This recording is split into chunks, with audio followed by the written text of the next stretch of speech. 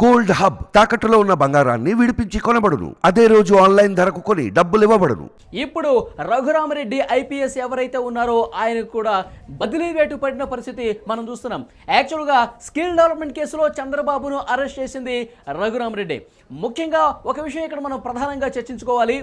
రఘురామరెడ్డి ప్రస్తుతం అసోంకి ఆయన బదిలయ్యారు. అక్కడ ఎన్నికల అబ్జర్వర్గా పెట్టినటువంటి పరిస్థితి కనిపిస్తోంది. మరొక వైపు గతంలో మనం చూసుకుంటే కనుక 10 నుంచి 15 మంది వరకు ఐపీఎస్లను బదిలించిన పరిస్థితి. అంటే జగన్కు అనుకూలంగా ఎవరైతే వ్యవహరిస్తున్నారో, జగన్కు సంబంధించి ఎవరైతే ఆయన మనోభావాలకు అనుగుణంగా నడుచుకుంటున్నారో, ప్రతిపక్షాల మీద విరుచుకుపడుతున్నారో జగన్ గారి ఆదేశాలతో, సో అలాంటి వాళ్ళందరికీ కూడా జగన్ గారికి అనుకూలంగా వ్యవహరిస్తున్న ఐపీఎస్లు అందరూ కూడా బదిలీ వేటు పడినటువంటి పరిస్థితి మనం చూస్తున్నాం. కేంద్ర ఎన్నికల సంఘం తాజాగా ఇప్పుడు బదిలీ వేటు వేసింది. కొల్లి రఘురామరెడ్డి ఐపీఎస్ ఆఫీసర్ యాక్చువల్గా స్కిల్ డెవలప్మెంట్ కేసుకు సంబంధించి ముఖ్యంగా మనం చూస్తున్నాం. స్కిల్ డెవలప్మెంట్ కేసుకు సంబంధించి 52 రోజుల పాటు ఆయన జైల్లో ఉండొచ్చినటువంటి పరిస్థితి మనం చూస్తున్నాము. ముఖ్యంగా ఈ అరెస్ట్ చేసింది కూడా కొల్లి రఘురామరెడ్డి చెప్తున్నారు. నిన్న మనకు తెలుసు అక్కడ సిట్టు కార్యాలయంలో ఈ పలు కేసులకు సంబంధించి అక్కడ పత్రాలు దగ్ధం చేసినటువంటి ఘటనకు సంబంధించి ఆయన వివరణ ఇచ్చే ప్రయత్నం చేశారు. యాక్చువల్గా అవి అమరావతి భూములకు సంబంధించి ఏదైతే అక్రమంగా కక్షపూరితంగా కేసులు పెట్టారో వాటికి సంబంధించినటువంటి కాగితాలుగా చెప్తున్నారు. వాటికి సంబంధించిన ఆధారాలను ధ్వంసం చేసే పరిస్థితి ప్రస్తుతం ఉంది కాబట్టి వాటిని కాల్చివేసేయారని చెప్పేసి ప్రతిపక్షాల నుంచి తీవ్ర ఎత్తున విమర్శలు వస్తున్నాయి. ఇది జరిగినటువంటి కొద్ది గంటలకే కొల్లి రఘురామరెడ్డిని అసోంకి బదిలీ చేసినటువంటి పరిస్థితి. సో ఈ బదిలీ వేటు వేయటం కావచ్చు, ఇట్లా అనుకూలంగా ఎవరైతే వ్యవహరిస్తున్నారో అధికారుల పట్ల ప్రస్తుతం వాళ్ళకి బదిలీ చేయడంతో పాటు జగన్ గారికి నోటీసులు ఇవ్వడంతో పాటు అసలు ఆంధ్రప్రదేశ్లో జగన్కి వ్యతిరేకంగా గాలి వీస్తున్నటువంటి పరిస్థితి కనిపిస్తోందని ఈ పరిణామాలన్నీ కూడా రుజువు చేస్తున్నటువంటి పరిస్థితి కనిపిస్తోంది. సో దీని గురించి కొంత మనం విశ్లేషించే ప్రయత్నం చేద్దాం. ప్రస్తుతం న్యూస్ రూమ్ నుంచి పొలిటికల్ ఎడిటర్ కట్టా కార్తీక్ మనకి లైవ్ కాల్ ద్వారా జాయిన్ అయ్యారు. వారితో మాట్లాడదాం. కట్టా కార్తీక్, కొల్లి రఘురామరెడ్డి అస్సాంకి అయితే బదిలేసిన పరిస్థితి చూస్తున్నాం. గత కొన్ని రోజులుగా జరుగుతున్న పరిణామాలు కూడా మనం అబ్జర్వ్ చేస్తున్నాం. జగన్ గారికి నోటీసులు కావచ్చు, అంతకంటే ముందు 10 నుంచి 15 మంది ఐపీఎస్ల బదిలీ కావచ్చు, ఆ తర్వాత పురంధేశ్వరి గారు కేంద్ర ఎన్నికల సంఘానికి లేఖ రాసే విషయం కావచ్చు. సో ఇప్పుడు నిన్న ఏదైతే ఈ దస్త్రాల దగ్ధం తర్వాత వెంటనే ఈ పరిణామం జరగటం కావచ్చు, ఎట్లా చూడాల్సిన అవసరం కనిపిస్తోంది? ఎస్, చాలామంది ఐఏఎస్లు ఐపీఎస్ల ట్రాన్స్ఫర్ వేరు, రఘురామరెడ్డి ట్రాన్స్ఫర్ వేరు. సహజంగా ఏంటంటే ఎన్నికల సమయంలో ఐఏఎస్ల ఐపీఎస్ల మార్పు బదిలీలు అనేటువంటి కామన్ జనరల్గా అయితే. కానీ ఎందుకు వివాదాస్పదం అయితేనే ప్రత్యేకించి ఈ రఘురామరెడ్డి ఈ ట్రాన్స్ఫర్ అనేటువంటిది ఎందుకు రాజకీయంగా కలకలం లేపుతుందంటే, రఘురామరెడ్డి ట్రాన్స్ఫర్ కంటే ముందు జరిగిన నాటకీయ పరిణామాలు, రెండోది చంద్రబాబు మీద సిట్ ఏర్పాటు చేసి కేసులు పెట్టడానికి ఉపయోగించుకోబడ్డటువంటి ఆఫీసర్, జగన్కు ఉపయోగపడ్డ ఆఫీసర్ రఘురామరెడ్డి అనేటువంటి పేరు, ఈ 2 కారణాలు ఇచ్చే రఘురామరెడ్డి ట్రాన్స్ఫర్ని ప్రత్యేకించే రాజకీయ కోణంలో చూడాల్సిన పరిస్థితి వస్తుంది. వాస్తవానికి నిన్న ఈవినింగ్ రఘురామరెడ్డి ట్రాన్స్ఫర్ అస్సాంకు జరిగింది. అస్సాంకు జరగకంటే ముందు కొన్ని పత్రాలు సిట్ ఆఫీస్ ముందు ధ్వంసం అయ్యాయి, అంటే కాలబెట్టే ప్రయత్నం చేశారు. ఆ కాలబెట్టే ప్రయత్నంలో స్థానికులు అడ్డుకునే ప్రయత్నం చేశారు, టీడీపీ నాయకులపై ప్రశ్నించే ప్రయత్నం చేశారు, దాన్ని రాజకీయంగా పట్టాభి లాంటి వాళ్ళు ప్రెస్ మీట్ పెట్టి ఆరోపణలు చేశారు. ఆ తగలబెట్టిన వాటిలో హెరిటేజ్కి సంబంధించినటువంటి పత్రాలు ఉన్నాయి అనేటువంటిది. అంటే వాస్తవానికి ఒక్కసారి కొన్నాళ్ళు వెనక్కి వెళితే చంద్రబాబు మీద కేవలం 60 రోజుల కాలంలో 6 కేసులు పెట్టబడ్డాయి. ఇది ఒక రకంగా రికార్డ్ అనుకోవచ్చు. కేవలం 60 రోజుల కాలంలో 6 కేసులు పెట్టడం ఒక రికార్డ్ అని. అది రఘురామరెడ్డి నాయకత్వంలో సిట్ ఆ రోజు బృందం చంద్రబాబు మీద కేసులు పెట్టింది. ఫస్ట్ స్కిల్ డెవలప్మెంట్ కేసు పెట్టింది. ఆ కేసులో ఎఫ్ఐఆర్లో చంద్రబాబు పేరు లేకుండానే అరెస్ట్ చేసే ప్రయత్నం చేసింది. తర్వాత ఆయన 50 రోజులకు పైగా జైల్లో ఉంచింది. ఆ కేసులో అత్యధిక కాలం జైల్లో ఉన్నది ఆయనే. బెయిల్ రాకుండా చేసే ప్రయత్నం చాలా రకాలుగా చేసింది. చివరికి ఆయన మధ్యంతర బెయిల్లో అనారోగ్య కారణాలు ఇచ్చే మధ్యంతర బెయిల్లో వచ్చారు. తర్వాత నార్మల్ బెయిల్ వచ్చేసింది. వాస్తవానికి ఆయన బయటకు వస్తే, ఆయన కనుక బెయిల్ వస్తే ఆయన ఎట్టి పరిస్థితిలో వేరే కేసులు అరెస్ట్ చేయాలని చెప్పేసి మొత్తం 6 కేసులు ఇమ్మీడియట్గా పెట్టింది. ఒకటి స్కిల్ డెవలప్మెంట్ కేసు అయితే, రెండోది వెంటనే పైబ్రేటరీ కేసు పెట్టింది, ఇన్నర్ రింగ్ రోడ్ కేసు అని పెట్టింది, అంగళ్ళ కేసు అని పెట్టింది, తర్వాత మద్యం కుంభకోణం అని పేరుతో ఒక కేసు పెట్టడం జరిగింది, చివరికి ఇసుక కుంభకోణం పేరుతో ఇంకో కేసు పెట్టడం జరిగింది. ఇలా మొత్తంగా 6 కేసులు 60 రోజుల కాలంలో పెట్టడం జరిగింది. చివరికి వీళ్ళు సాధించింది ఏంది? ఒక సిట్ ఏర్పాటు చేసి రఘురామరెడ్డిని పెట్టి చంద్రబాబును అరెస్ట్ చేసి జైల్లో పెట్టి ఏం చేశారయ్యా అంటే, స్కిల్ డెవలప్మెంట్ కేసు గురించి మాట్లాడుకుందాం. 378 కోట్లతో స్టార్ట్ అయింది ఆరోపణ చంద్రబాబు మీద. చివరికి 26 కోట్లతో ముగిసింది. ఆ 26 కోట్ల కన్నా ఏమైనా ఆధారాలు చూపించారంటే అది కూడా చూపించలేదు. జడ్జి గారు తిట్టారు ఒక రకంగా చెప్పాలంటే. ఏం ఆధారాలు ఉన్నాయి, ఏం ఆధారాలు కనపట్టలేదు కదా అని చెప్పేసి అన్నారు. అంటే ఆధారాలు కూడా సంపాదించలేని పరిస్థితి. చివరికి ఏమన్నారు, ఆ 26 కోట్లు కొన్ని కంపెనీల ద్వారా ఈ టీడీపీ పార్టీకి ఫండింగ్ జరిగిందన్నారు. మొన్న సుప్రీంకోర్టు తీర్పు వల్ల ఎస్బీఐకి అక్షింతల వల్ల మొత్తం పేర్లు బయటపడ్డాయి, ఏ కంపెనీ నుంచి ఏ పార్టీకి ఎంత ఫండింగ్ వచ్చింది అనేటువంటిది. ఎన్నికల బాండ్లు బయటపడ్డాయి. మరి ఆ కంపెనీ నుంచి టీడీపీకి ఎన్నికల బాండ్ల రూపంలో డబ్బులు రాలేదు కదా. అంటే క్లియర్ కట్గా ఎలాంటి ఎవిడెన్స్ లేకుండా చంద్రబాబు నాయుడు 50 రోజులు పైగా అరెస్ట్ చేసినట్టు టీడీపీ ఆరోపిస్తుంది. అక్రమ అరెస్ట్ అని భావిస్తుంది టీడీపీ. అది పక్కన పెట్టేస్తే అరెస్ట్ మాత్రమే కాదు, ఆయన బెయిల్ మీద బయటకు వస్తే ఇమీడియట్గా అరెస్ట్ చేయడం కోసం ఇతర కేసులు కూడా పెట్టుకుని ఉన్నారు. కాకపోతే వీళ్ళు అనుకున్న సాధ్యం కాకపోవడం వల్ల, ఆధారాల సేకరణలో ఉన్న లోపం వల్ల, చంద్రబాబు నాయుడు తప్పులు వెతకడంలో ఉన్నటువంటి పొరపాట్ల వల్ల వీళ్ళేం చేయలేకపోయారు. కానీ మామూలుగా అయితే వాళ్ళ ప్లాన్ జగన్మోహన్ రెడ్డి గారి దస్త్రాలు పూర్తిగా తగలబెట్టే కార్యక్రమం చేశారు. అంటే రఘురామరెడ్డి ఆదేశాలతోనే సిబ్బంది కొన్ని మూటలుగా తీసుకొచ్చి వాటిని అక్కడ ఆ ప్రాంగణంలో పడవేసి దానికి నిప్పు పెట్టిన పరిస్థితి ఉంది. ముఖ్యంగా ఆ దస్త్రాలను కొన్ని పరిశీలిస్తే కనుక ముఖ్యంగా మనం చూస్తున్నాము స్కిల్ డెవలప్మెంట్ కేసుకు సంబంధించి కావచ్చు, తర్వాత ఈ ఫైబర్ గ్రిడ్కి సంబంధించినటువంటి పేపర్లు కావచ్చు, ఇన్నర్ రింగ్ రోడ్ లో ముఖ్యంగా ఆ హెరిటేజ్ కి సంబంధించి మనకి చాలా క్లియర్ గా పత్రాల్లో కనిపిస్తున్నాయి. ఇన్నర్ రింగ్ రోడ్ కి సంబంధించి కావచ్చు. సో ఈ కేసులు అన్నిటికీ సంబంధించిన పత్రాలు కాల్చివేస్తుంటే అక్కడ నుండి స్థానికులు వెళ్ళి ప్రశ్నించారు, ఏంటి ఈ పత్రాలు ఎందుకు తగలబెడుతున్నారంటే ఏవో జిరాక్సులు సరిగా ఎక్కువగా బ్లాక్ వచ్చినాయని చెప్పి, లేకపోతే అందులో ఇరుక్కుపోయినాయి పనికిరానివి అని చెప్పేసి. అంటే లక్షల సంఖ్యలో పేపర్లను తగలబెట్టే పరిస్థితులు ఎందుకు వచ్చింది? ఇక్కడ మనం ఒక విషయం చాలా క్లియర్గా అర్థం చేసుకోవాలి. ఎన్నికలు జరుగుతున్నటువంటి ఈ సమయంలో, అందరూ ఎన్నికల ప్రచారంలో మునిగిపోయినటువంటి ఈ సమయంలో, ఇంకా ఒక నెల రోజులు మాత్రమే సమయం ఉన్నటువంటి ఇలాంటి పరిస్థితుల్లో వీటన్నిటిని ఎందుకు తగలబెడుతున్నారు? ప్రధానంగా ఇదే అనుమానం కలుగుతుంది ఇక్కడ. ఇక్కడే కొన్ని కీలకమైన అంశాలు మనం మాట్లాడుకోవాలి. అదే చెప్పబోతున్నాను. Inner ring road scam. Inner ring road ఏంటంటే రింగ్ రోడ్డే లేదు, ఇన్నర్ రింగ్ రోడ్ కేసు పెట్టేశారు.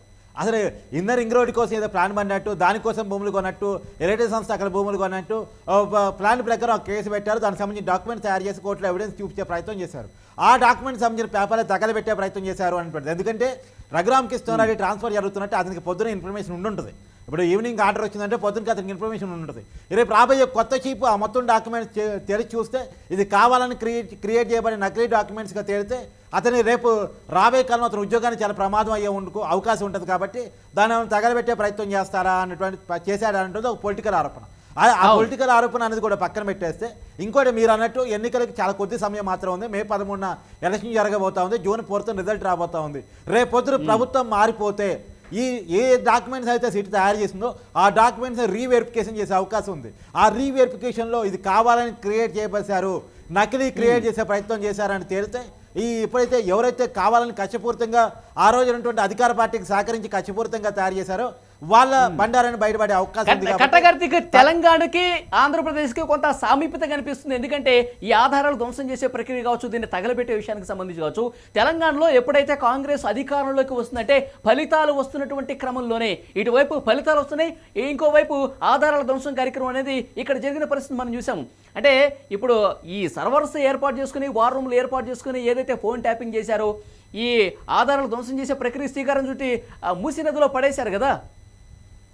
అది కూడా ఎలక్షన్ ఫలితాలు వచ్చే సమయంలోనే జరిగింది. ఇక్కడేమో ఇంకా ఎన్నికలు జరగకముందే జరుగుతుంది. ఎట్లా అర్థం చేసుకోవాలి? ఒక సాధుగుణత కనపడుతుంది. తెలంగాణలో జరిగిన పనికి, ఏపీలో జరిగిన పనికి అనేది పొలిటికల్గా టీడీపీ ఆరోపిస్తున్న విషయం.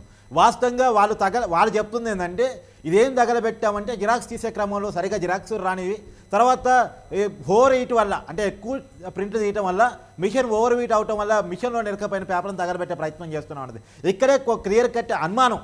ఒక అనుమానం ఏంటంటే, సహజంగా వాళ్ళు గవర్నమెంట్ ఆఫీసులో ఒక గుండె సూది కొనాలన్నా, లేదు ఒక చిత్తు పేపర్ను తగలబెట్టాలన్న ప్రొసీజర్ ఉంటుంది. జనరల్గా దానికి పెద్ద పర్మిషన్స్ ఉంటాయి. ఇప్పుడు ఎలక్షన్ కోడ్ అమల్లో ఉన్న సమయం, ఎలక్షన్ కమిషన్ పరిధిలో అధికారులు ఉన్న సమయం. So head of the department permission లేకుండా, హెడ్స్ అప్రూవల్ లేకుండా ఖచ్చితంగా చిత్తు పేపర్ కూడా తగలబెట్టకూడదు, గుండె సూది కూడా కొనకూడదు. దేనికి కావాలన్నా పెద్ద పర్మిషన్ ఉంటుంది. వాస్తవానికి గవర్నమెంట్ ఆఫీసులో ఏది అంత చిన్న విషయం కాదు, ప్రతి దానికి ప్రొసీజర్ ఉంటుంది.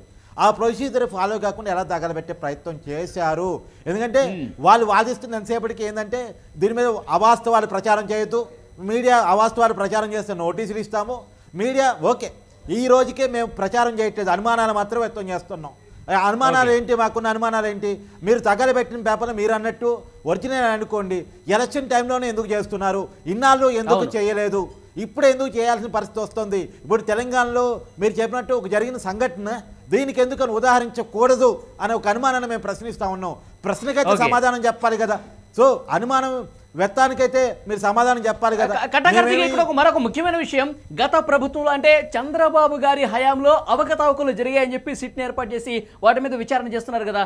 అదే కదా ఈ కేసులన్నీ కూడా, స్కిల్ కావచ్చు, ఫైబర్ కావచ్చు, ఇన్నర్ రింగ్ రోడ్డు, రాజధాని భూములకు సంబంధించి కావచ్చు, తర్వాత ఇప్పుడు లేటెస్ట్గా పెడుతున్నటువంటి కొత్త కేసులు, మద్యం కేసు కావచ్చు, ఇసుక కేసు కావచ్చు, వీటన్నింటికి సంబంధించి సిట్ చీఫ్గా రఘురామరెడ్డి గారు ఆయన పని ఆయన చేసుకుంటూ పోతున్నాడు అనుకోవచ్చు.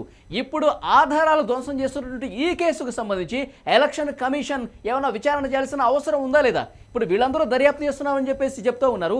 సో ఈ కాల్చివేతకు సంబంధించి కూడా ఆధారాల ధ్వంసం కేసుగా పరిగణించి దీని మీద కూడా దర్యాప్తు చేయాల్సిన అవసరం ఉందా లేదా?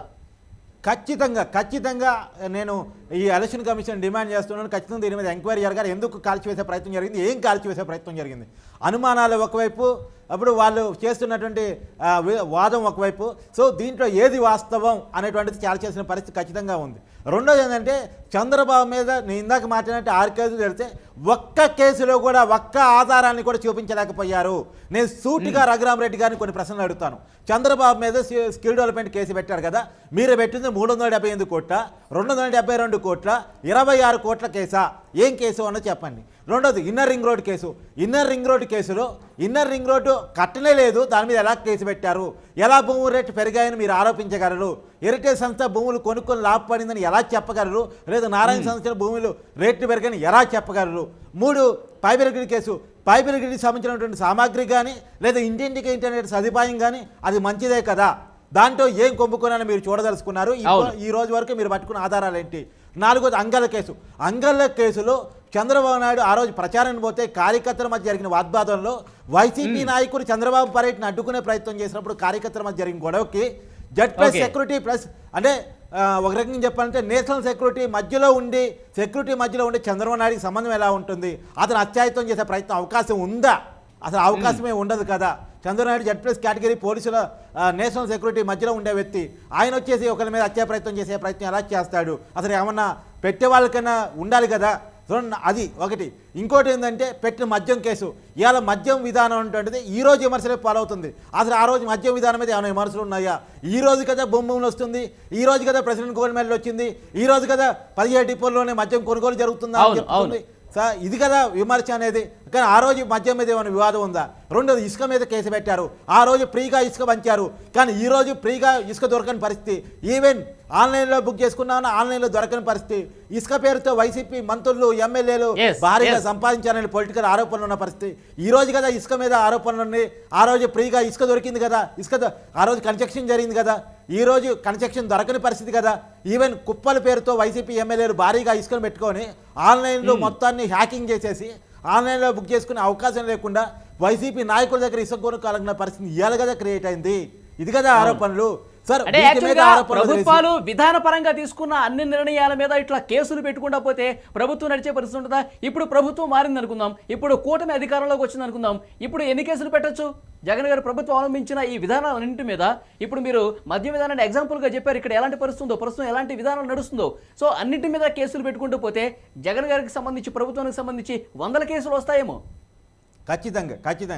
అది ఇప్పుడు కేసులు పెట్టడమే కొలమానం అయితే 100 కేసులు పెట్టుకోవచ్చు, కానీ పరిపాలన కొలమానంగా ఉండాలి. పాలించేవాడికి పాలన దక్ష కొలమానంగా ఉండాలి. ఇప్పుడు రాజధాని కట్టడం ఏదో, కంపెనీలు తేవటం ఏదో, ఉద్యోగాలు ఇవ్వటం ఏదో, ఇలాంటి వాటి మీద కొలమానం ఉండాలి తప్ప ప్రతిపక్ష నాయకుని ఎలా వేధించాలి? ఇప్పుడు చాలా ఆరోపణ ఏంటంటే ఈ రఘురామరెడ్డిని కావాలని పెట్టిందే ప్రతిపక్ష నాయకుల మీద కేసులు పెట్టడం కోసం, ప్రత్యేకించి చంద్రబాబు నాయుడుని వేధించడం కోసం. ఆయన చంద్రబాబు నాయుడుని వేధించే సిట్కి హెడ్గా చేశారు అనేటువంటిది రాజకీయంగా ఉన్న ఆరోపణ. ఆయన చేసిన పనులు ఏంటంటే చంద్రబాబు మీద ఏవే కేసులు పెట్టవచ్చు, ఎలాంటి ఎఫ్ఐఆర్లు నమోదు చేయొచ్చు, ఎన్నాళ్ళు జైల్లో ఉంచవచ్చు అనేటువంటిది. ఇప్పుడు మాజీ మంత్రి నారాయణ మీద కూడా ఆయన ఇంటి మీద సోదా నిర్వహించాడు. యాక్చువల్గా ఇప్పుడు నారా లోకేష్ గారిని కూడా ఈ ఇన్నర్ రింగ్ రోడ్డు గురించే కదా పిలిచి వేసిన ప్రశ్న వేశారు. గతంలో ఏదైతే తను నోటీసులు ఇచ్చినప్పుడు ఏవైతే అడిగారో ఇప్పుడు ఆఫీసుకు పిలిచి కూడా వేసిన ప్రశ్న వేశారు. అందులో కొత్తదనం ఏదని చెప్పేసి చెప్పారు. యాక్చువల్గా అదే రోజు నారా లోకేష్ను అరెస్ట్ చేయబోతున్నారు కొనసాగుతున్నారని చాలా ప్రచారం కూడా జరిగింది. కానీ రాజకీయ కారణాలతో వెనక్కి తగ్గినట్టు తెలుస్తుంది. ఇప్పటికే 52 రోజుల పాటు చంద్రబాబు గారిని జైల్లో పెట్టాము, ప్రభుత్వం మీద పూర్తిగా వ్యతిరేకత వచ్చింది, నారా లోకేష్ను అరెస్ట్ చేస్తే ఇక అంతే సంగతులు అని భావించి వెనక్కి తగ్గారే తప్ప ఈ కేసులో నిజాయితీగా ఉంది, తప్పు జరిగిందని కాదంట. ఏమంటారు? ఎస్, ఆ రోజు పొలిటికల్గా అనుకున్నప్పుడు ఏంటంటే ఎలక్షన్ ప్రచారాన్ని చంద్రబాబు నాయుడు దూరంగా ఉంచాలి.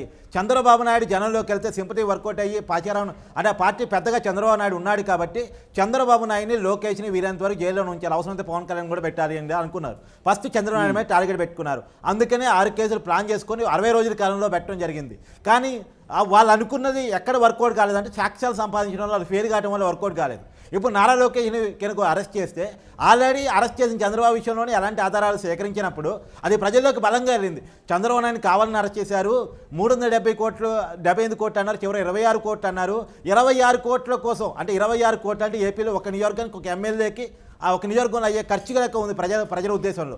కాబట్టి 26 కోట్లను చంద్రబాబు నాయుడు గారికి కుంభకోణానికి పాల్పడతారా, ఇది ఎక్కడ గోలా, అసలు నమ్మి తట్టు కూడా లేదు అని జనంలోకి వెళ్ళిపోయిన తర్వాత వాళ్ళ సర్వేలు చంద్రబాబు సింపతి క్రియేట్ చేసి పెడుతున్నాయి అని వాళ్ళ సర్వేలు, ఇంటర్పోల్ సర్వేలే, వాళ్ళ ఇంటెలిజెన్స్ సర్వేలే చెప్తున్న తర్వాత జగన్మోహన్ రెడ్డి వెనక్కి తగ్గాడు. ఇంకా చంద్రబాబు నాయుడు విషయంలో ముందుకెళ్తే మనకు మైనస్ అయ్యే అవకాశం ఉంది, నారా లోకేష్ని కూడా అరెస్ట్ చేస్తే మైనస్ అయ్యే అవకాశం ఉంది, ఫస్ట్ ఆధారం లేకుండా అరెస్ట్ చేస్తే ప్రజల్లో నవ్వులు పాలయ్యే అవకాశం ఉంది అనేటువంటి విషయంలో వెనక్కి తగ్గాడు అనేది మనకు క్లియర్ కట్గా జరిగిన పరిణామాన్ని బట్టి అర్థమైన విషయం.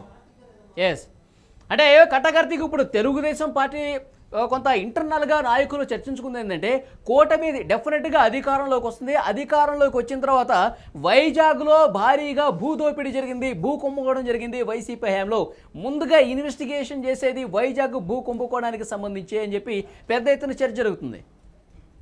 ఎస్, రాజధాని కట్టలేదు కానీ భూములు కబ్జా చేశారన్నట్టు వాళ్ళ మీద ఆరోపణ. రాజధాని కట్టడానికి సెక్రటరీ కట్టలే, ఒక్క బిల్డింగ్ కూడా కట్టలేదు. ఈవెన్ ఒక సెక్రటరీ కట్టారా, లేదా ఒక అసెంబ్లీ కట్టారా, లేదా ఒక హైకోర్టు కట్టారా? ఇప్పుడు ఏపీ అసెంబ్లీ ఎక్కడుంది? ఆ రోజు చంద్రబాబు కట్టిన ఆ బిల్డింగ్లో దొరుకుతుంది. ఎక్కడ సెక్రటరీ ఉంది? ఈ ఆ రోజు చంద్రబాబు కట్టిన బిల్డింగ్లో కొనసాగుతోంది. ఎక్కడ హైకోర్టు ఉంది? ఆ రోజు చంద్రబాబు కట్టిన బిల్డింగ్లో కొనసాగుతోంది. అలా ఒక్క బిల్డింగ్ కూడా కట్టలేని వ్యక్తి కొండలు దొవ్వి తన బిల్డింగ్ కట్టుకున్నాడు, కొండలు దొవ్వేసి ఒక రాజభవనం కట్టేసుకున్నాడు, ఒక ఆరోపణ వైసీపీ ఎదుర్కొంటా ఉంది. అది కాకుండా మొదట విజయసాయిరెడ్డి వైసీపీకి ఇన్ఛార్జిగా ఉండేవాడు. విజయసాయిరెడ్డి అసలు వాళ్ళ కళ్ళను మీకు ఉదాహరణగా చెప్తూ వస్తాను. 2014లో వైఎస్ జగన్మోహన్ రెడ్డి గారి తల్లి ఆ పార్టీ గౌరవాధ్యక్షురాలు విజయమ్మ పోటీ చేశారు వైజాగ్ నుంచి. ఆ రోజు ఆమె ఓడిపోయారు. ఆ రోజు నుంచే వైజాగ్ మీద వాళ్ళ కన్నుంది అనేది మనకు క్లియర్గా అర్థమవుతున్న విషయం. అంటే 2014 వాళ్ళ అధికారంలోకి వస్తున్నారు, విజయమ్మ ద్వారా మన పెత్తనం వైజాగ్లో చెల్లుబాటు కావాలి, మనమే అక్కడ ఎంపీగా ఉండాలని ఆమెను పోటీ చెప్పారు. తర్వాత అక్కడ వాళ్ళ కుటుంబం నుంచి పోటీ చేస్తే గెలిచే పరిస్థితి లేదని చెప్పేసి వేరే వ్యాపారవేత్తకు 2019లో టికెట్ ఇచ్చినప్పటికీ కూడా పేరుకి అతను ఎంపీగా ఉన్నాడు. ఇన్ఛార్జిగా విజయసాయిరెడ్డి ఉండే, ఇన్ఛార్జిగా విజయసాయిరెడ్డి పెత్తనం కొనసాగింది. చివరికి విజయసాయిరెడ్డి మీద అక్కడ ఉన్న లోకల్ ఎమ్మెల్యేలు తిరుగుబాటు చేసిన తర్వాత తప్పని పరిస్థితిలో విజయసాయిరెడ్డి పక్కన పెట్టి మళ్ళీ వాళ్ళ కుటుంబానికి సంబంధించిన వైవి సుబ్బారెడ్డిని ఇన్ఛార్జిగా పెట్టారు. అంటే వైజాగ్ మీద వాళ్ళ కన్ను ఎలా ఉంది అంటానికి, ఒక రకంగా ప్రశాంతంగా ఉండేటువంటి వైజాగ్లో ఏ రకంగా కబ్జాలకు పాల్పడ్డారు, ఏ రకంగా భూములు కబ్జా చేశారు, ఏ రకంగా కొండలు దవ్వారు, చాలా ఆరోపణలు వాళ్ళ మీద ఉన్నాయి. దీన్ని ప్రశ్నించడానికి పవన్ కళ్యాణ్ పోయి వాళ్ళు ఏదో చూపిస్తారంటే పవన్ కళ్యాణ్ అరెస్ట్ చేసిన పరిస్థితి కూడా మనం గతంలో చూసాం మనం. అవును, కట్టకర్తికి మరొక ముఖ్యమైన విషయం, యాక్చువల్గా ఐపీఎస్లో బదిలీ గురించి ప్రస్తుతం మనం మాట్లాడుతున్నాము. ముఖ్యంగా జగన్కి అనుకూలంగా ఎవరైతే పోలీసు అధికారులు వ్యవహరిస్తున్నారో, ఇటువైపు జగన్కి అనుకూలంగా వ్యవహరిస్తూ ప్రతిపక్షాల మీద విరుచుకుపడుతున్నటువంటి అధికారులు ఎవరైతే ఉన్నారో ప్రస్తుతం వాళ్ళ బదిలీ ప్రక్రియ అనేది గత కొన్ని రోజులుగా మనం చూస్తున్నాం. ఇటీవలే 15 మంది ఐపీఎస్లు బదిలీ చేశారు. తర్వాత జగన్ గారు పశుపతితో పోల్చారంటూ చంద్రబాబు మీద ఇట్లా అనుచిత వ్యాఖ్యలు చేశారంటూ ఆయనకే నోటీసులు పంపిన పరిస్థితి కనిపిస్తోంది. ఇప్పుడు రఘురామరెడ్డి గారిని కీలకంగా వ్యవహరిస్తున్నటువంటి ఈయన్ను కూడా అస్సాంకి బదిలీ చేసినటువంటి పరిస్థితి కనిపిస్తుంది. అంటే ఇక్కడ మనం పొలిటికల్గా మాట్లాడుకుంటే ఎస్, చంద్రబాబు గారు బీజేపీని కూటమిలోకి తీసుకొచ్చింది దీనికోసమే, ఇక్కడ ఎన్నికలు పారదర్శకంగా వ్యవహరించడం కోసమే, జగన్ ఎంత అరాచకం సృష్టిస్తాడో ఎన్నికల సమయంలో. కాబట్టే ఇప్పుడు భారతీయ జనతా పార్టీ ఉంటే ఇక్కడ వ్యవస్థలన్నీ చక్కగా పనిచేస్తాయి, ఈ కారణంతోనే బీజేపీని కూటమిలోకి తీసుకొచ్చారు. ఇది పొలిటికల్గా జరుగుతున్న చర్చ. యాక్చువల్గా ఈసీని మనం శంకించడం కాదు, కానీ యాక్చువల్గా పొలిటికల్గా కొంత ఇంటర్నల్గా జరుగుతున్నటువంటి డిస్కషన్ ఇది. ఏమంటారు? ఎస్, పొలిటికల్గా జరిగే చర్చను మీరు వివరించారు, కరెక్టే. ఎందుకంటే చాలా రోజులు అనుకున్నారు బలం లేని బీజేపీకి 6 ఎంపీ లేవటువంటి 10 ఎమ్మెల్యేలు లేవటువంటి చంద్రబాబు కన్నా బుర్ర ఉందా, ఎందుకు బీజేపీతో పొత్తు పెట్టుకుంటున్నాడు, అది పెట్టుకుంటే మైనార్టీలో మైనస్ అవుతుంది కదా, ఎందుకు బీజేపీతో పొత్తు పెట్టుకుంటున్నాడు అనేది. ఎందుకంటే జగన్ ఇష్టారీతన పోయే అవకాశం ఉంది, కేంద్ర సహకారం అవసరం, ఏదైనా బీజేపీ ఇన్ఫ్లుయెన్స్ చేయగలటువంటి పెద్ద పార్టీ దేశంలో, కాబట్టి ఆ పార్టీని పొత్తులో పెట్టుకోవడం ద్వారా జగన్మోహన్ రెడ్డికి బీజేపీకి ఉన్నటువంటి ఇండైరెక్ట్ స్నేహాన్ని దెబ్బతీసేసి జగన్మోహన్ రెడ్డి ఎలక్షన్స్ అక్రమాలకు పాల్పడే అవకాశం ఉంది. ఆ విషయంలో పారదర్శకమైనటువంటి ఎన్నికల వ్యవస్థ అవసరం. పారదర్శకంగా ఎన్నికలు జరిగితే తప్ప ఈ కూటమిని అధికారం తీసుకురాలేమనేటువంటి ఉద్దేశంతో చంద్రబాబు బీజేపీతో పొత్తు పెట్టుకున్నారనేటువంటి జరుగుతున్న పరిణామాలు అర్థమవుతోంది. ఐఏఎస్ ఐపీఎస్ ట్రాన్స్ఫర్ కావచ్చు, రఘురామరెడ్డి ట్రాన్స్ఫర్ కావచ్చు, తర్వాత మీరు అన్నట్టు జగన్కి నోటీసులు కావచ్చు. మీకు ఉదాహరణ చెప్తా. గతంలో ఎలా ఉండేదంటే నంద్యాల బై ఎలక్షన్స్ జరిగే అంటే చంద్రబాబు నంద్యాల బై ఎలక్షన్ జరగడంలో ఇప్పుడు శాడిస్ట్ మాత్రమే అని చెప్పి జగన్మోహన్ రెడ్డి గారు మాట్లాడారు. కానీ ఆ రోజుల్లో ఈ సీఎంని ఉరిదీసి చంపాలి, నడి రోడ్డు మీద కాల్చి చంపాలి, ఇలాంటి చాలా వ్యాఖ్యలని ఆ రోజు జగన్మోహన్ రెడ్డి గారు చేశారు. నంద్యాల బై ఎలక్షన్ ఉంటారు. ఆ రోజు చాలా వివాదాస్పదమైంది. సో ఇప్పుడు ఇది కొత్తగా వివాదాస్పద వ్యాఖ్యలు జగన్మోహన్ రెడ్డి గారు చేయడం అనేటువంటిది. మీరు జగన్మోహన్ రెడ్డి గారి స్టేట్మెంట్ కూడా జాగ్రత్తగా గమనించండి. స్టేజ్ ఎక్కినప్పుడు కూడా పవన్ కళ్యాణ్ విమర్శించారంటే 3 పెళ్ళాలంటూ మాట్లాడతారు. చంద్రబాబు గారిని విమర్శించారు అంటే వ్యక్తిగత విమర్శలకి ఆయన ప్రాధాన్యత ఇస్తూ వస్తుంటారు. వైసీపీ నాయకులు కూడా చాలా ప్రాధాన్యత ఇస్తూ వస్తుంటారు. ఆ పార్టీలో కొన్ని మంది మంత్రుల మీద బూతుల మంత్రులు అనే పేరు కూడా విమర్శలు కూడా ఉన్నాయి. సరే, ఇవన్నీ వ్యక్తిగత అంశాల జోలికి రాజకీయాలను ముడిపెట్టే పరిస్థితులు. కాకపోతే ఈ రోజు ఎలక్షన్ కమిషన్ అలాంటి వాటిని ఉపయోగించే పరిస్థితుల్లో లేదు. ఈవెన్ జగన్మోహన్ రెడ్డికే నోటీసులు పంపించగలిగారంటే మిగతా పరిస్థితి ఊహించవచ్చు మనం. కాబట్టి దాంట్లో జగన్కే నోటీసులు పంపడంలో క్లియర్ కట్ ఇండికేషన్ ఉంది. జగన్మోహన్ రెడ్డి గారు రాంగ్గా మాట్లాడితేనే మేము తప్పుగా తీసుకునేది చూస్తే ఇక మిగతా వాళ్ళు మాట్లాడితే ఊరుకునేదే లేదు అని ఒక హెచ్చరికను పంపడం ఉద్దేశం. కాబట్టి ఖచ్చితంగా చంద్రబాబు గారు సీరియస్ గా బీజేపీతో పొత్తు పెట్టుకోవడం కూడా ఇలాంటి ఉద్దేశాలు ఉన్నాయి అనేటువంటిది పొలిటికల్. ఈ బదిలీ వేట్లు వేయటం కావచ్చు, లేదంటే చంద్రబాబు కూటమికి సంబంధించి ఎక్కడ ఎలాంటి అవకాశం ఉన్నా సరే ప్రస్తుతం జగన్మోహన్ రెడ్డి గారు ముఖ్యమంత్రిగా ఎలాంటి వ్యవహారాన్ని నడిపించారో ప్రస్తుతం అంతా గమనిస్తున్నటువంటి పరిస్థితుల్లో ఎలక్షన్స్ జరుగుతున్నటువంటి ఈ కీలక సమయంలో ఈసీ చాలా నిశితంగా గమనిస్తోంది అని చెప్పి ఈ పరిణామాలు బట్టి మనం భావించాల్సిన అవసరం ఉందా? ఖచ్చితంగా కానీ రఘురామరెడ్డి గారి అస్సాం ట్రాన్స్ఫర్ విషయంలో మాత్రం క్లియర్ కట్గా గమనించవచ్చు. అని ఒక విషయం సహజంగా కూడా వాళ్ళు ఎన్నికల సమయంలో ఎవరి మీద అయితే ఆరోపణలు ఉన్నాయో వాళ్ళందరినీ వేరే చోటికి ట్రాన్స్ఫర్ చేస్తారు. ఎవరు వివాదాలుగా దూరంగా ఉంటారో అంటే అనుమానాలకి ఆరోపణలకే. ఇప్పుడు వాళ్ళంతా దోషులు అని కాదు, వాళ్ళ మీద కేవలం ఆరోపణలు ఉన్నా సరే వాళ్ళని అక్కడ ఎలక్షన్ దూరంగా పెడతారు. ఎందుకు వచ్చిన గొడవ? వివాదాలకు దూరంగా ఉండేవాళ్ళు, వివాద రైతులుగా ఉండేవాళ్ళు, అజాత శత్రువులుగా ఉండే వాళ్ళనే ముందు పెట్టి ఎలక్షన్ చేస్తారు సహజంగా. ఇప్పుడు వాలంటీర్లను పింఛన్లు పంపిణీ చేయొద్దు అన్నారంటే వాలంటీర్లంతా వైసీపీ కార్యకర్తలు పనిచేస్తున్నారని ఈసీ నమ్మినట్టు కాదు. వాళ్ళ మీద ఒక ఆరోపణ ఉంది. వైసీపీ నాయకులు కామెంట్స్ ఉన్నాయి, మన పార్టీ కోసం ప్రచారం చేయండి అంటూ, వాళ్ళు మా పార్టీ కార్యకర్తలే అంటూ వైసీపీ నాయకులు కామెంట్స్ ఉన్నాయి. కాబట్టి ఎందుకు వచ్చిన వాళ్ళందరినీ దూరంగా పెడితే బాగుంటుంది కదా అని చెప్పేసి ఒక ఫ్రీ అండ్ ఫెయిర్ ఎలక్షన్ నడపడం కోసం ఈసీ చేసే జనరల్ ప్రక్రియ ఇది. దీంట్లో వివాదాలు తీసుకోవాల్సిన అవసరం లేదు. కానీ ఇప్పుడు కనపడుతుంది అంటే వన్ సైడ్గా ఏకపక్షంగా గతంలో జరిగినట్టు జగన్మోహన్ రెడ్డి గారికి జరిగే పరిస్థితులు లేవు. ప్రీ అండ్ ఫెయిర్ ఎలక్షన్ కటకర్తికి మొన్ననే ఇటీవల BJP Andhra Pradesh chief governor Purandeswari గారు కూడా ఒక లేఖ రాశారు ఎలక్షన్ కమిషన్కి. చాలా మంది ఐపీఎస్లో ఇంకా జగన్ గారికి అనుకూలంగా వ్యవహరిస్తున్నారు, జగన్ గారికి తొత్తుగా వ్యవహరిస్తున్నారు, ఆయనకు అనుకూలంగా చేస్తున్నారు, ప్రతిపక్షాలకు వ్యతిరేకంగా ఇంకా నడుచుకుంటున్నారు. ఇప్పుడు బదిలీలు చేసినటువంటి చాలా చోట్ల కూడా మళ్ళీ జగన్ గారికి అనుకూలంగానే చాలా మంది వచ్చారంట. సో దీన్ని కూడా కొంత మార్చాల్సిన అవసరం ఉంది. ఇలా అయితే ఎలక్షన్స్ వన్ సైడ్గా జగన్ వారి వైపే నడిచే పరిస్థితి అని చెప్పి మళ్ళీ ఇంకొకసారి కంప్లైంట్ ఇచ్చినట్టుగా ఉంది. ప్రస్తుతం ఎలక్షన్ కమిషన్ దీని మీద కూడా దృష్టి పెట్టినట్టుగా తెలుస్తుంది. అంటే భవిష్యత్తులో, అంటే సమీప భవిష్యత్తులో ఒక వారం 10 రోజుల్లోనే మరిన్ని కీలకమైన బదిలీలు జరిగే అవకాశం ఉండొచ్చా? ఇక్కడ 2 కంప్లైంట్స్. ఒకటి పురంధేశ్వరి గారి కంప్లైంట్, 2 రఘురామకృష్ణరాజు గారి కంప్లైంట్. పురంధేశ్వరి గారి కంప్లైంట్ ఏంటి? ఇప్పుడు సిఎస్ జవహర్ రెడ్డి గారితో సహా వాళ్ళ ఆరోపణ అయితే జవహర్ రెడ్డి గారితో సహా వాళ్ళు వైసీపీ కోసం పనిచేస్తున్నారు.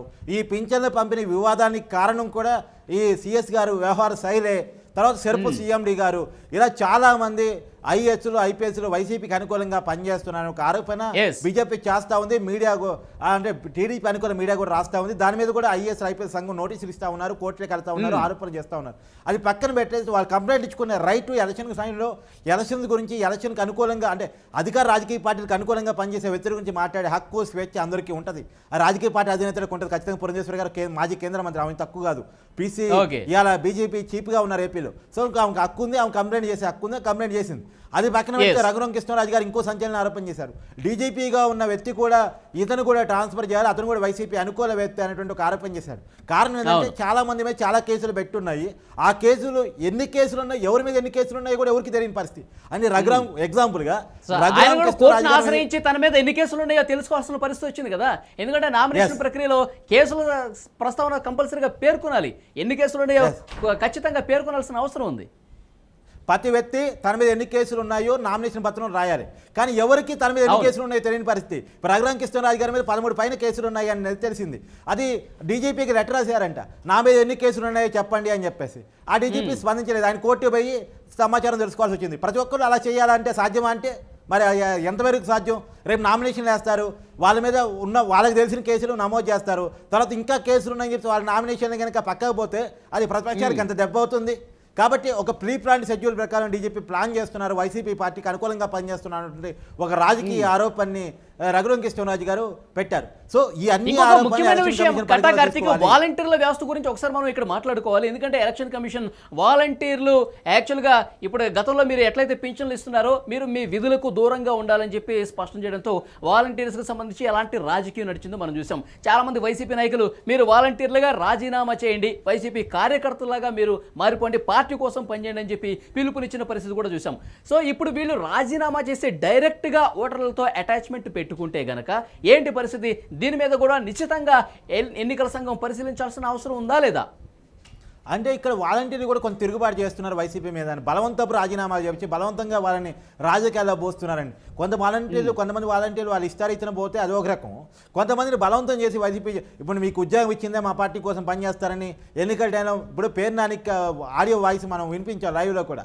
తర్వాత అంతకుముందు వైసీపీ ఎమ్మెల్యే కానీ వాలంటీర్లు అంతా రాజీనామాలు చేసి వైసీపీ కండువాలు కప్పుకొని ప్రచారానికి వెళ్ళి మళ్ళీ జగన్మోహన్ రెడ్డి గారు సీఎం కాబోతున్నారు, మళ్ళీ మీ అందరినీ వాలంటీర్గా నియమించబోతున్నారు. ఏమి ఇండికేషన్ జనంలోకి మీరు పంపించదలుచుకున్నారు? ఒక్కసారి ప్రభుత్వ జీతం అంటూ తీసుకున్న తర్వాత వాళ్ళు రాజకీయాల దూరంగా ఉండాల్సిందే.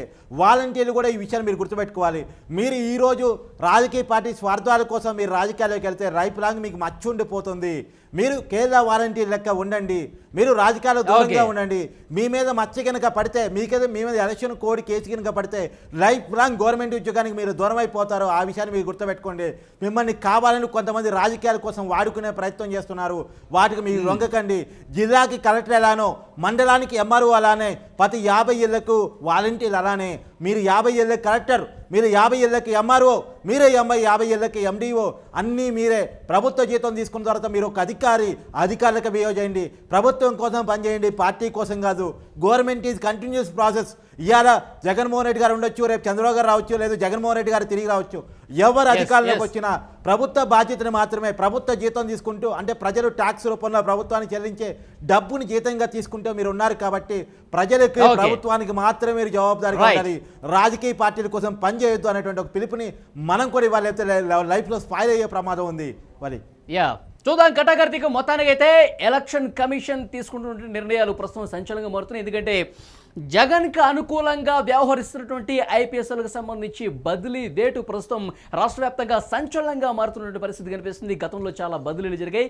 ఇప్పుడు కొల్లి రఘురామరెడ్డి నిన్న ఏదైతే కాల్చివేత ఘటన జరిగిందో, ఆధారాల ధ్వంసం కేసుకు సంబంధించినటువంటి పరిస్థితి ఉందో, ఆ కొల్లి రఘురామరెడ్డిని ఆయన స్కిల్ డెవలప్మెంట్ కేసులో చంద్రబాబును అరెస్ట్ చేసింది ఆయనే. చాలా కీలకంగా సీటు ఏర్పాటైన తర్వాత ప్రతిపక్షాల మీద ఏ రకంగా ఆయన వ్యవహరించారో, ఆయన వ్యవహార శైలిందో చూసాం. అలాంటి వ్యక్తినే అసోంకు బదిలీ చేసినటువంటి ప్రస్తుత పరిస్థితుల్లో మొత్తం రాజకీయం మరింత వేడెక్కిన పరిస్థితి కనిపిస్తుంది. మరింత బదిలీలు జరిగే అవకాశం కూడా చాలా స్పష్టంగా కనిపిస్తున్నట్టుగా తెలుస్తుంది. మొత్తానికి జగన్కు షాకుల మీద షాకులు ఈసీ ఇస్తున్నటువంటి పరిస్థితి అయితే కనిపిస్తోంది.